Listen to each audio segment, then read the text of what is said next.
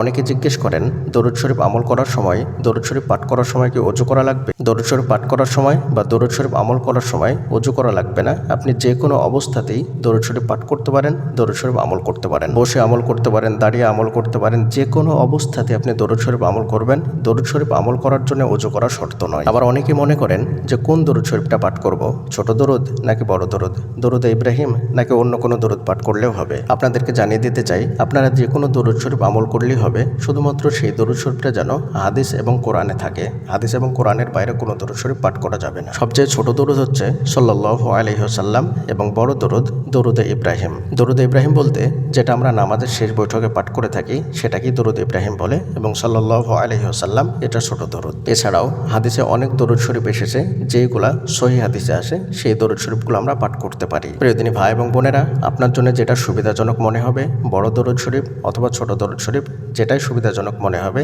সেটা আপনি পাঠ করবেন। দরুদ শরীফ পাঠ করার জন্য নির্দিষ্ট কোনো সময় নেই। 24 ঘন্টার মধ্যে আপনি 24 ঘন্টায় যে কোনো সময়তেই পাঠ করতে পারেন। দরুদ শরীফ পাঠ করার জন্য নির্দিষ্ট কোনো সময় নেই। কিছু কিছু সময়, যেমন রাসূলুল্লাহ সাল্লাল্লাহু আলাইহি ওয়াসাল্লাম বলে দিয়েছেন নামাজের শেষ বৈঠকে দরুদ ইব্রাহিম পাঠ করতে হবে, তারপরে মুহাম্মদ নাম শুনলি সাল্লাল্লাহু আলাইহি ওয়াসাল্লাম বলতে হবে। মানে মুহাম্মদ সাল্লাল্লাহু আলাইহি ওয়াসাল্লামের নাম শুনলেন, আমি যে সাল্লাল্লাহু আলাইহি ওয়াসাল্লাম বললাম, এটা শোনার পরে আপনাকেও সাল্লাল্লাহু আলাইহি ওয়াসাল্লাম বলতে হবে। যদি কোনো ব্যক্তি মুহাম্মদের নাম শোনার পরে দরুদ শরীফ পাঠ না করে, তাহলে সেই ব্যক্তির ধ্বংস হোক, এই বদদুয়া করেছেন রাসূলুল্লাহ সাল্লাল্লাহু আলাইহি ওয়াসাল্লাম। তাই আমাদেরকে শেষ নবীর নাম শোনার সঙ্গে সঙ্গেই দরুদ শরীফ পাঠ করতে হবে। এই সময়গুলোতে রাসূলুল্লাহ সাল্লাল্লাহু আলাইহি ওয়াসাল্লাম দরুদ শরীফ পাঠ করাকে বাধ্যতামূলক করে দিয়েছেন। বাকি আপনি যে কোনো সময়তেই 24 ঘন্টার মধ্যে দরুদ শরীফ পাঠ করতে পারেন। আপনি যত বেশি দরুদ শরীফ পাঠ করবেন, আল্লাহ তাআলা আপনার জীবনকে তত বেশি রহমত দ্বারা পরিপূর্ণ করে দেবেন, রহমত দ্বারা ভরিয়ে দেবেন। তাই আর দেরি না করে আজকে থেকে দরুদ শরীফের আমল শুরু করে দেন। ইনশাআল্লাহ আল্লাহ তাআলা আপনার পরিপূর্ণ জীবনকেই পরিবর্তন করে দেবেন। যেই পরিবর্তন দেখার পরে